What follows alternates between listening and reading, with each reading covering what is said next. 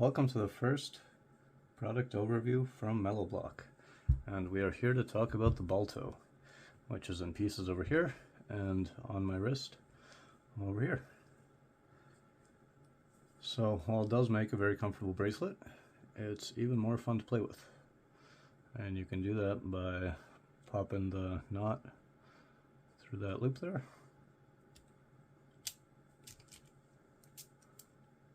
Right now it has a lot of slack, a little too much to play with. So you take it, put the knot on the inside there in the middle, like that.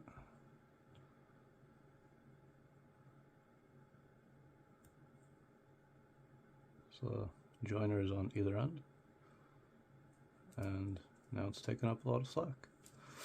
Now it's fun to play with.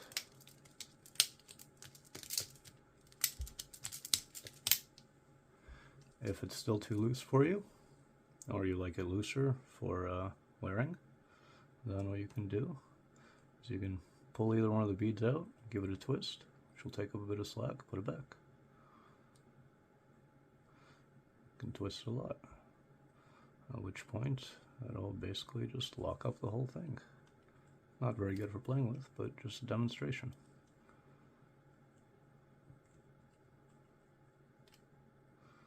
So I like to set it so that I can feel the tension right when I get to 90 degrees. I can push past it, but it feels like a button at that point. That works for me.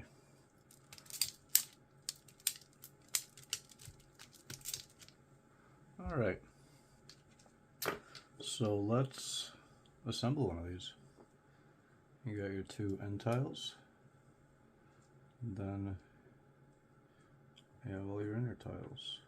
So let's lay these out.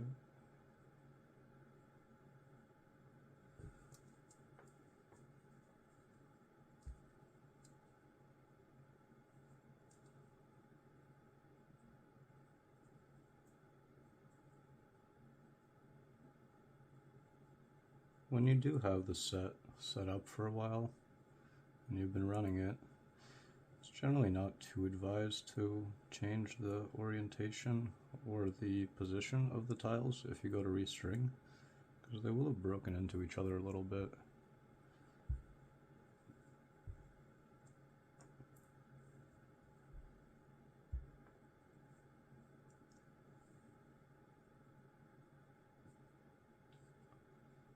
So this is where this guy will come in. It's going to help you space it out so that you can always get back to the same length, and you'll know if you want to make it slightly looser, you can.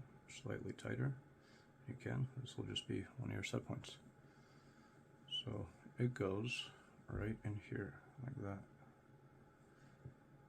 Once you have it all strung up, you'd put that in there and tie your knots off. So I'll put that to the side for now. And run this cord. So this particular set is the new polished finish for the powder blue material.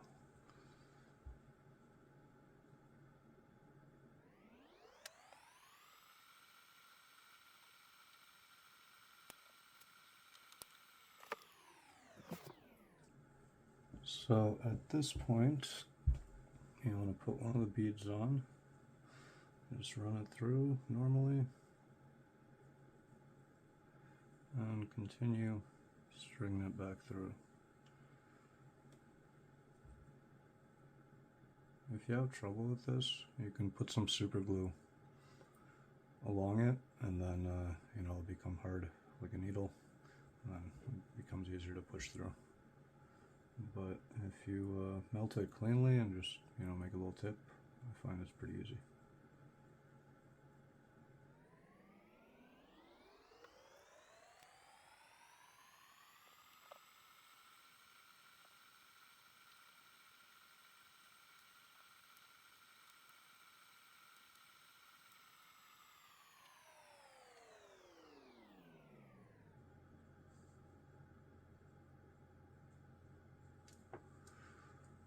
Alright, so now that we've gone back to the other end,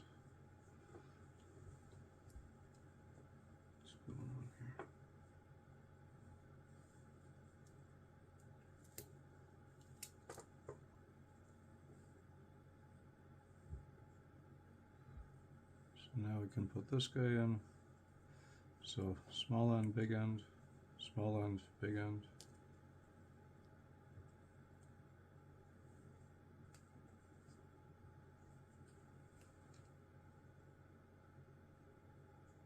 So it's kind of shaped to make it a little bit easier for it to stay there and center itself.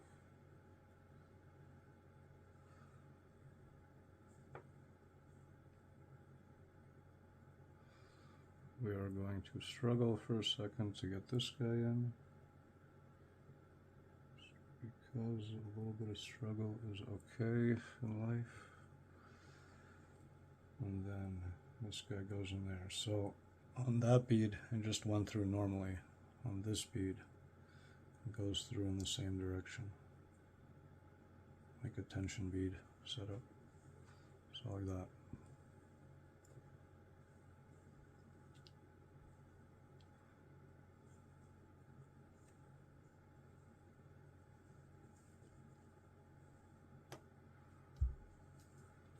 So now we can tie a couple snake knots. I find 3 is kind of a good balance. 2, if you have trouble converting it from from bracelet to play mode. 4, if you have trouble putting it on as a bracelet. But I seem to find 3 is a good middle ground. So that's one snake knot. I will link to a tutorial for these guys. But on the next one I'll quickly show you what I was doing there. Alright, so across like that over the top, then under both of them, like that. Then under this one, and just your loose end under this one, and then through this,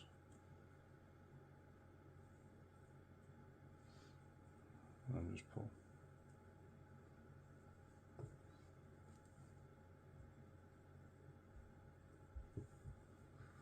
So when you want to tighten it up, if you pull it this way, it'll move the knot that way.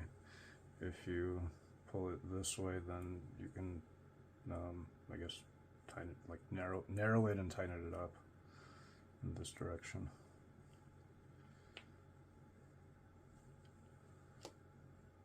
So that's 2. So again, over, under both of them. Then this one goes just under this one, under, and then through this guy. Get it snug. If this loop is too big, hold this one and pull the opposite end. See, now this loop is too big, hold this guy, pull the opposite end. And you can clean up the knot like that.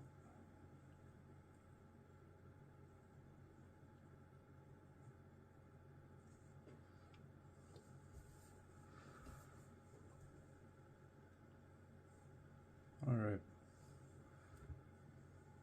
now we have a Balto, and very easy to move it around and do as you please with that spacer. It doesn't really go anywhere, and then once you're done you can just pop that out. And I need to get a pair of scissors so I can cut this and clean it. So let's just clean this up.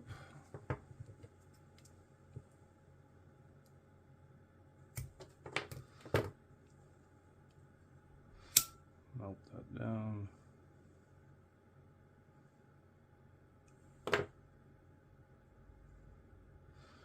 That way it won't go anywhere. So now this is in bracelet mode or in raindrop mode. Very nice for raindrops.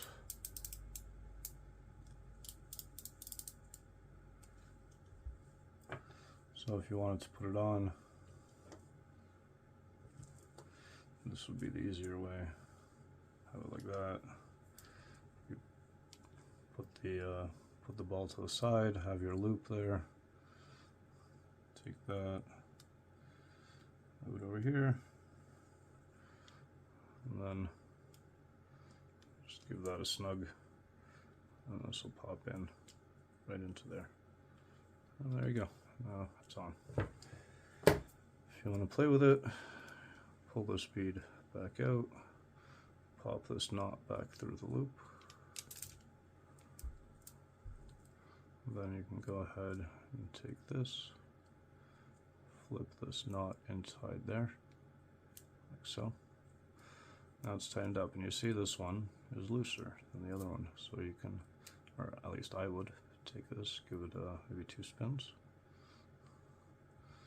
How does that look?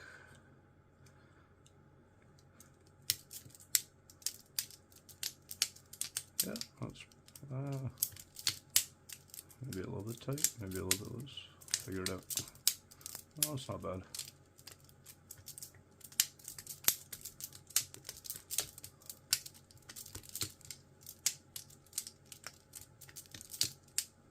Alright. So that's the Baltos. That's how you assemble it.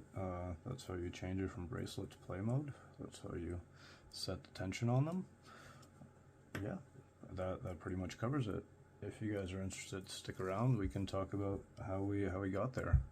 So this is one of the much earlier designs. Might look familiar in its style.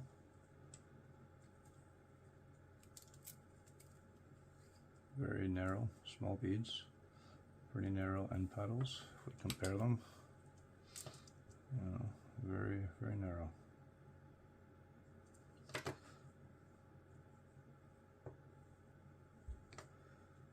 So you'll see this one's longer too. Since then I figured out how to size these a little bit better by watching a lot of Russian YouTube. So what I found out is that if you put it on your palm like this, from the tip of your index finger down to the base of your wrist, so it can be anywhere between, you know, the very top of the base of the wrist down to your second crease or wrinkle here, or a little bit further if you prefer longer.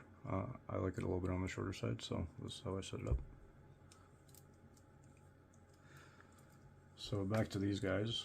Originally the bead was just about adding a bit of weight, because I was making them really, really narrow. They're made of plastic, they're very light. It didn't really have the right motion without the bead. So I thought, okay, well I can stick a bead on the end. And then I figured out, well, the bead moves around, I can make an indentation. That worked pretty well, and then I figured out I can hide the knot in there. That was nice, but I was still taking these apart all the time, just to kind of figure out what I liked in terms of tension, because I was relatively new at it at the time. I mean, I still am relatively new. I'm only into this for a couple months now, but I've been printing and designing different ergonomic things for over a decade now, so I do have a bit of experience in other related fields.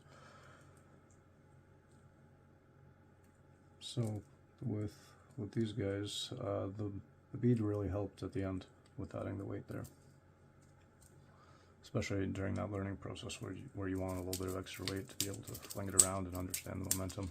Same thing as Begleri. You know, a lot of people started off with 12 gram, 14, 16 gram setups. So that was number one, and I was still taking them apart a lot, as I said, to figure out the tension.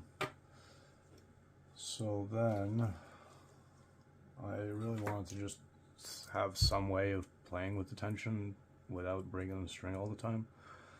So I played around kind of like with these tension setups, tension bead setups. So I put a tension bead on the end here, be able to move it around a little bit, figure out if I liked it looser, tighter, which helped a fair bit. I also realized with this one that joiner width, even like 0.2, 0.3 of a millimeter, makes a pretty big difference in the speed of how it plays. Like this is slow, even though it's heavy, right? This is heavy but slow. This is lighter, but with that smaller joiner, it's much faster.